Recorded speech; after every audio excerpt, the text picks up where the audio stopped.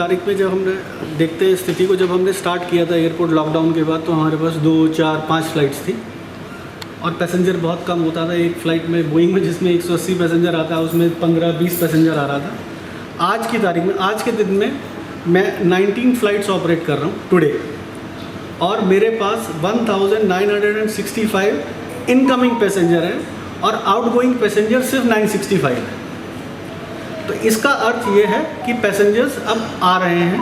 हमारे पास और भी रिक्वेस्ट आई हैं, स्पाइस जेट ने भी और फ्लाइट स्टार्ट करनी है, विस्तारा ने भी आज एक रिक्वेस्ट दी है स्टार्ट करने के लिए। तो मैं ये उम्मीद करता हूँ कि धीरे धीरे जब कॉन्फिडेंस बढ़ेगा, हम इस न्यू नॉर्मल को अडॉप्ट कर लेंगे कि हमें हैंड सैनिटाइज रखने हैं, हमको मास्क को यूज़ करना है या हमको अपना ध्यान रखना है, तो इस सब से वो चीज़ें इम्प्रूव होंगी। और गोवा मेरे हिसाब से तो among one of the safest states, sir, I must say that. इतना एफर्ट गोवा सरकार ने लगाया है, is one of the very safest states.